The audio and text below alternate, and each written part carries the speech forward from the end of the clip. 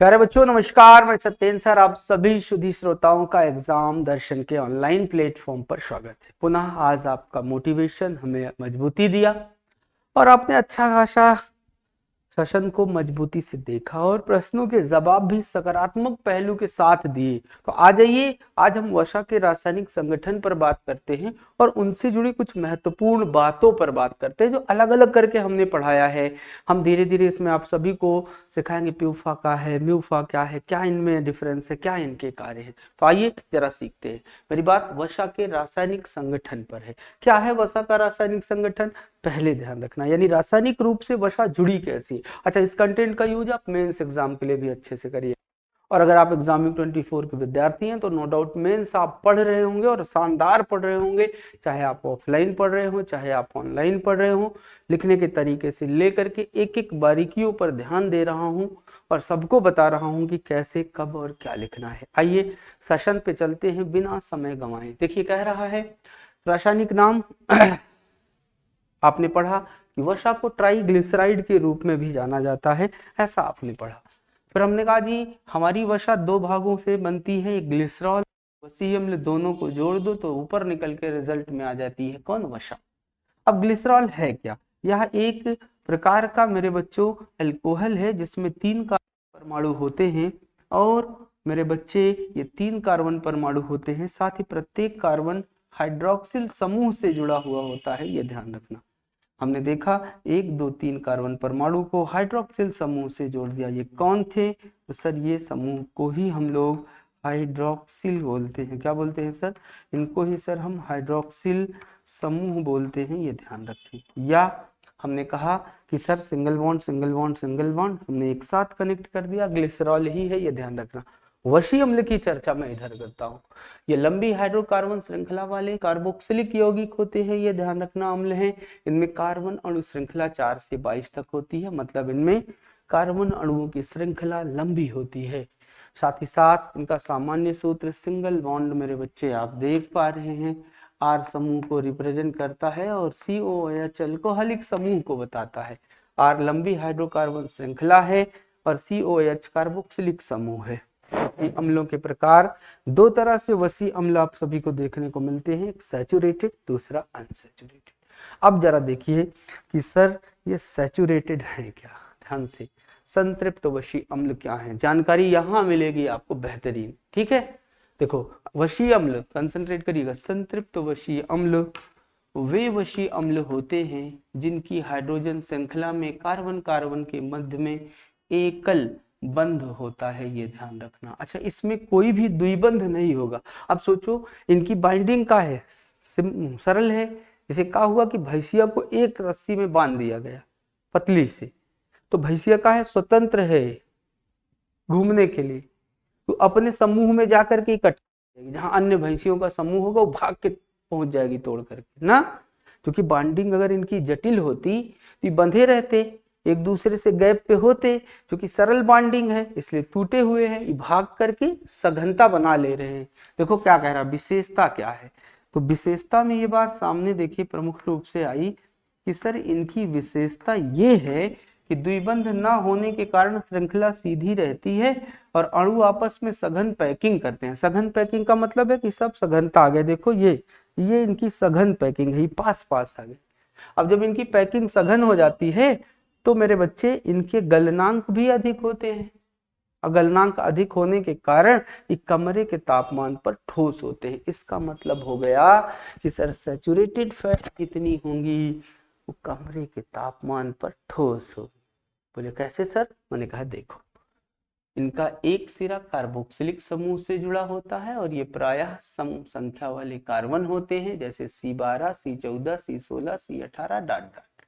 लेकिन प्रमुख वसी अम्लों की बात होने लगी, जिसने कहा कि सर प्रमुख वसी अम्लों में नंबर 1 का आदमी है आपका ब्यूटेरिक एसिड, जिसके बारे में हम सभी लोग पढ़ते हैं कि सर ब्यूटेरिक एसिड का मतलब होता है सर मक्खन। क्या होता है सर, मक्खन। तो आप सभी लोग ध्यान रखना, मुझे एक सरल प्रश्न का जवाब भी अच्छे से दे दीजिएगा कि मक्खन में विशेष महक या दुर्गंध का कारण क्या है। क्या कहा, मक्खन में विशेष महक या दुर्गंध का कारण क्या है, एक चीज मुझे ये बता दीजिएगा। और दूसरी चीज मुझे तुम लोग ये भी बताना है कि किस प्रकार का संतृप्त व अम्ल आंतों के स्वास्थ्य के लिए मजबूत होता है, ठीक है, सहायक होता है। आइए जरा ध्यान दीजिएगा। तो भैया इसने ब्यूटेरिक की बात की, तो ब्यूटेरिक में देखें सामान्य सूत्र हमने कार्बन कार्बन कार्बन के मध्य सिंगल बॉन्डिंग की, जो कि सिंगल होता है, प्रेजेंट इनकी स्पेसिफिक मक्खन में होती है, स्रोत डेयरी व आंत का माइक्रोबियल किण्वन होता है। विशेषता इनकी सर ये है कि ये शीघ्र अवशोषित होकर के यकृत पोर्टल सिरा के द्वारा मेरे बच्चों लीवर में पहुंच जाती है। सर जब ये लीवर में पहुंच जाएंगी तो जाहिर सी बात है कि ये अब अपनी क्रिया पर क्रियाशील हो जाएंगी, मतलब ये कार्य करना शुरू कर देती हैं। जरा देखो अब कार्य क्या करेंगी, इनका कार्य कोलन कोशिकाओं के लिए ये प्रमुख होती है, ये ध्यान रखना, बड़ी आंत में ही कोलन मिलता है, ये ध्यान दें। इसने कहा जी ऊर्जा की स्रोत होती है कोलन, यानी बड़ी आंत की ऊर्जा का स्रोत होती है ब्यूटेरिक एसिड।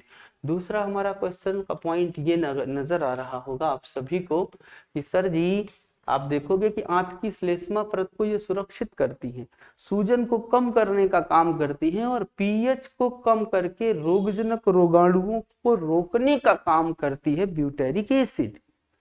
वही बात कैप्रिलिक एसिड की होती है, तो उपस्थिति नारियल के तेल और मक्खन में देखने को मिलती है। इसका एक अन्य नाम एन डेकानोइक है, जिसे हम आईयूपीएसी भी बोलते हैं, ये ध्यान रखना, साइंटिफिक लैंग्वेज इसको हम आईयूपीएसी बोलेंगे। कार्य क्या है, शीघ्र अवशोषण बिना काइलोमाइक्रॉन्स में। बहुत अच्छा क्वेश्चन, प्रश्न अगर आ जाए कि निम्नलिखित में से कौन सी संतृप्त वसा बिना काइलोमाइक्रॉन्स में बदले हुए सीधे अवशोषित होती है, तो आपका नाम कैप्रिलिक एसिड होना चाहिए। वहीं बच्चों इसने कहा कि त्वरित ऊर्जा का उत्पादन भी करती है, यानी ये हमारे शरीर को यानी विशेष रूप से आंतों के लिए त्वरित ऊर्जा का स्रोत भी है। फिर मैं आ जाता हूं कि सर इनमें कीटाणुनाशक का गुण भी होता है, साथ ही साथ मिर्गी के कीटोजेनिक आहार में इनका उपयोग भी कर सकते हो। हमने एक संरचना बना दी, कैप्रिलिक एसिड का सूत्र बना दिया। बच्चों ने पूछा कि सर कैप्रिलिक एसिड को हम लोग किस तरह से लिख सकते हैं, तो मैंने कहा जी ऐसे लिख सकते हैं। फिर बात आती है पॉमिटिक की, और पॉमिटिक अम्ल देखो इसे पॉम ऑयल से अलग किया गया था, इसीलिए इसका नाम भी क्या पड़ा है सर, इसीलिए इसका नाम पॉमिटिक एसिड पड़ा हुआ है, ये ध्यान देना है। रासायनिक सूत्र C16H32O2 है। संरचनात्मक कार्य इनका संरचनात्मक सूत्र आप देख ही पा रहे, अन्य नाम अगर आप इनका देखना चाहेंगे तो यन हेक्साडेकानोइक होता है, ये बात ध्यान देना। अब हमारा एक महत्वपूर्ण प्रश्न है आप सभी से कि जो पॉमिटिक अम्ल है उनके किन्हीं दो कार्यों को आप मुझे कमेंट करके बताएंगे। अगर आप सभी ने अच्छे से जवाब दिया तो इसके आगे हम आपको स्टीयरिक के बारे में बताएंगे, फिर हम इसके बारे में अगला वीडियो बनाएंगे। तो अनसैचुरेटेड फैटी एसिड सबके बारे में, ओलिक, पॉल्मिटोलिक, इलियोस्टेरिक, लिनोलिक, एराकिडोनिक, इन सभी के बारे में भी बताएंगे। और साथ ही साथ आगे चल के हम आपको म्यूफा और प्यूफा की भी जानकारी जटिल देंगे, आसानी से सरल तरीके से देंगे कि अपने जीवन में आप उसे दोबारा ना भूल पाओ, ठीक है। तो इस तरह से आप ध्यान रखना कि हमारे दो प्रश्न थे, कौन निम्नलिखित में से कौन सा संतृप्त वसा सबसे पहले अवशोषित होता है, एक प्रश्न। इसके पहले हमने एक और क्वेश्चन आप सभी से पूछा था, और दूसरा हमारा प्रश्न ये है कि पॉमिटिक अम्ल के दो कार्य मुझे बताइएगा, और एक तीसरा क्वेश्चन भी हम दे देते हैं कि स्टीयरिक अम्ल का स्रोत क्या होगा।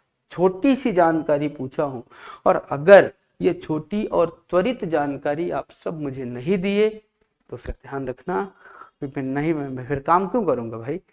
मैं तो ये आपको जागरूक कर रहा हूँ, और अगर ये सारी चीजें हमसे सीखना है तो आ जाओ एग्जाम युग 24 के ऑनलाइन प्लेटफॉर्म पे, होली ऑफर के साथ भी लाभ भी उठा सकते हो अच्छे ढंग से। खैर मैं कोई प्रमोशन नहीं कर रहा हूँ, मैं कह रहा हूँ यदि चाहना चाहते हैं, आना चाहते हैं, तो ये हमारा व्यक्तिगत नंबर है 93 36 65 64 40, ये सत्येंद्र सर का नंबर है। आप बात कर सकते हैं प्यार से और बता सकते हैं कि सर मेंस की क्लास पढ़ना हो, यूएलटी ग्रेड कमेंट करके पूछ रहे थे सर मेंस नहीं पढ़ा रहे हैं क्या। मैंने कहा मैं पढ़ा रहा हूँ, मुझे प्रचार की जरूरत नहीं पड़ी, हमारे बच्चे हैं पर्याप्त, तो ऑलरेडी है, मैं उनको पढ़ा दे रहा हूँ, बहुत है, जितना काम करने की क्षमता है उतनी है। तो बच्चे बहुत बहुत धन्यवाद, मिलते हैं नेक्स्ट वीडियो में। Thank you thank you thank you so much, thank you so much to all you.